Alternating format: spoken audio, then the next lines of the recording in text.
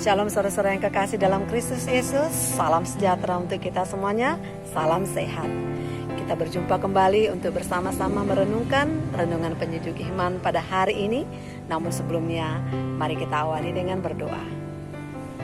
Damai sejahtera Allah yang melampaui segala akal dan pikiran manusia, itulah kiranya yang memelihara hati dan pikiran saudara-saudari di dalam Kristus Yesus Tuhan kita. Amin. Saudara-saudara yang kekasih, hari ini saya mau mengajak saudara-saudara untuk merenungkan satu tema, yaitu tentang dibenarkan dengan cuma-cuma. Firman Tuhan dalam kitab Roma pasal yang ketiga ayat yang ke-24 mengatakan demikian. Dan oleh kasih karunia telah dibenarkan dengan cuma-cuma karena penebusan dalam Kristus Yesus. Saudara-saudara yang kekasih, hampir semua orang menyukai sesuatu yang cuma-cuma. Sesuatu yang gratis, tidak berbayar, tidak perlu mengeluarkan uang untuk memperoleh sesuatu. Hingga banyak sekali orang yang punya mood gratisan, ya, termasuk saya juga mungkin ya. Kalau ada yang gratis, siapa yang gak mau? Asalkan belum kadaluarsa. Bahkan kalau kita perhatikan pada saat ini, banyak sekali aplikasi-aplikasi di laptop atau di HP kita. Banyak sekali aplikasi-aplikasi itu yang kita download dengan gratis. Ya. Saudara-saudara yang kekasih, apakah salah kalau ada yang gratis? Mengapa orang mau memberikan atau mendapatkan yang gratis? Biasanya kalau ada barang yang digratiskan, kita punya asumsi bahwa barang itu sudah hampir kadaluarsa, ya, dan kurang peminatnya. Kalau ada yang gratis, kita berasumsi bahwa orang itu sudah tidak membutuhkannya lagi, atau mungkin dia memilikinya berlimpah-limpah sehingga dia memberikan gratis kepada orang-orang.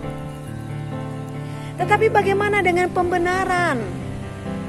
Pembenaran yang dikatakan firman Tuhan hari ini, yang cuma-cuma. Pembenaran apa yang dimaksud?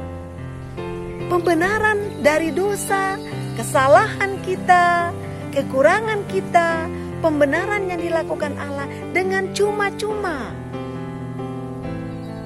Saudara-saudara yang kekasih, pada kitab Roma pasal 3 ayat 23, sebelum ayat kita hari ini, dikatakan, karena semua telah berbuat dosa dan telah kehilangan kemuliaan Allah.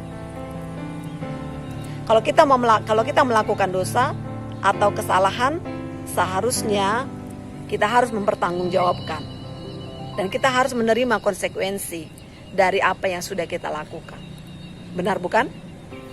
Kitab Roma pasal yang ke-6 ayat yang ke-23 dikatakan bahwa upah dosa adalah maut. Dengan kata lain, hukuman dari dosa-dosa yang kita lakukan itu adalah maut. Maut yang sama dengan kematian. Kematian yang dimaksud di sini, saudara-saudara yang kekasih, adalah kematian kekal. Tetapi setiap orang yang percaya kepada Yesus, dikatakan oleh firman Tuhan, tidak lagi menerima hukuman maut tersebut. Karena apa? Karena sudah dibenarkan melalui penebusan dosa di dalam Kristus Yesus. Harusnya kita manusia yang telah berdosa, kita harus dihukum karena keberdosaan kita. Tetapi Yesus telah menggantikan kita dengan menerima hukuman itu di atas kayu salib. Sehingga setiap orang yang percaya kepadanya, yang menerima dia, akan dibenarkan oleh darah Yesus. Hutang dosa kita telah dibayar lunas dengan darah Yesus. Jadi Kristus Yesuslah yang telah ditentukan Allah menjadi jalan pendamaian. Kristus Yesuslah yang telah ditentukan Allah untuk memperdamaikan dan memperbaiki hubungan antara Allah dan manusia yang telah dirusak oleh dosa. Oleh karena itu, saudara-saudara yang kekasih, tidak ada seorang pun yang dapat menyombongkan diri di hadapan Allah.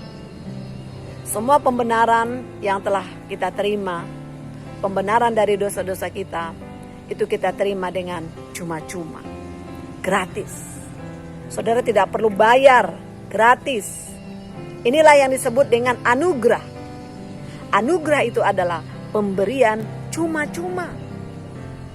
Anugerah Allah tidak perlu kita bayar. Kita sudah melakukan pelanggaran dan dosa. Dan melalui anugerah itu, pelanggaran dan dosa kita telah diselesaikan oleh Allah. Seperti yang dikatakan oleh firman Tuhan dalam kitab Roma pasal yang keempat ayat yang ke-7 sampai yang ke-8. Dikatakan seperti ini. Berbahagialah orang yang telah diampuni pelanggaran-pelanggarannya dan yang ditutupi dosa-dosanya. Berbahagialah manusia yang kesalahannya tidak diperhitungkan Tuhan kepadanya. Sekarang bagaimana cara kita membalas kebaikan Allah? Itu yang penting, saudara-saudara. Kalau kita sudah dibenarkan, kita sudah diselesaikan hutang dosa kita oleh Allah, apa yang harus kita lakukan? Itu yang penting. Karena sesungguhnya kita tidak dapat membalas apa yang sudah Allah lakukan kepada kita. Kita nggak bisa membalas, kita nggak sanggup membalas. Karena apa? Karena itu adalah pemberian anugerah, dan itu dibayar dengan harga yang mahal, yaitu darah Kristus. Apakah saudara sanggup untuk membalas itu? Oleh karena itu, ketika kita sudah menerima anugerah itu, maka mari kita membalas kebaikan Allah. Kita harus membalas kebaikan Allah. Dengan bagaimana? Jangan pernah menganggap gampang anugerah Allah. Jangan pernah menganggap murahan anugerah Allah. Ketika anugerah pembenaran dan penebusan dikerjakan Allah di dalam kita, bukan berarti itu anugerah yang sudah kadaluarsa. Ketika Allah memberikan itu dengan gratis, dengan cuma-cuma kepada kita, bukan berarti anugerah itu adalah anugerah yang sudah tidak terpakai lagi. Anugerah yang sudah tidak disukai lagi. Bukan. Tetapi memang karena kita layak untuk menerima anugerah itu. Kita memang dilayakkan untuk menerima anugerah itu. Karena apa? Karena kita mempercayakan penyelesaian dosa kita kepada Yesus. Di dalam Yesus. Kita mempercayakan itu. Kita mempercayakan, percaya bahwa hanya Yesus yang dapat melakukan itu. Hanya di dalam Yesus pelanggaran dan dosa kita dapat diselesaikan. Itulah kemurahan Allah. Itulah kemurahan Allah, dan kita terima dalam pengampunannya. Dan ketika setiap saat ada pengampunan buat kita, itu bukan berarti bahwa anugerah Allah menjadi murahan bagi kita. Tetapi karena Yesus melakukan pembenaran dan penebusan itu sekali dan untuk selama-lamanya. Cukup sekali. Jadi kalau saudara melakukan kesalahan hari ini, lalu saudara minta ampun kepada Tuhan, lalu Tuhan mengampuni saudara, dosa-dosa saudara, jangan berpikir bahwa anugerah pengampunan itu adalah anugerah yang murahan. Ya, lalu saudara melakukan dosa lagi, besok minta ampun lagi, hari ini lakukan dosa lagi, besok minta ampun lagi. Tidak. Tapi kenapa itu terjadi?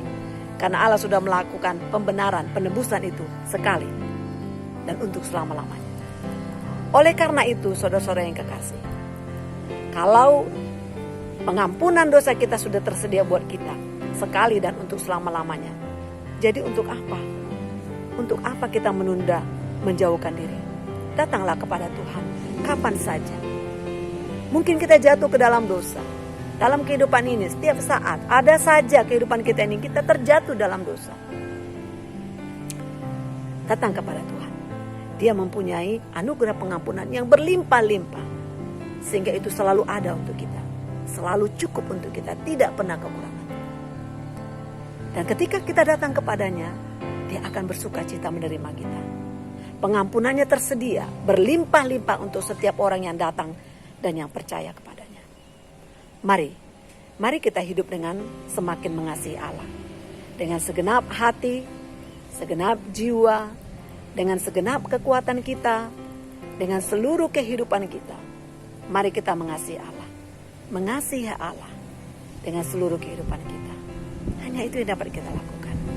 Kita bersyukur karena kita ini berharga bagi Tuhan. Dia memberikan pembenaran kepada kita dengan cuma-cuma. Syukurilah, terimalah itu sebagai kasih Allah yang luar biasa dalam hidup kita. Tuhan Yesus memberkati. Mari kita berdoa. Anugerah Tuhan kita Yesus Kristus, kasih setia Allah Bapa, dan persekutuan dengan Roh Kudus, itulah yang menyertai engkau dan memberkati engkau sekalian hari ini, esok, dan sampai selama-lamanya. Amin. Demikianlah renungan penyejuk iman kita hari ini. Sampai jumpa pada renungan penyejuk iman berikutnya. Tuhan Yesus memberkati kita semuanya. Shalom.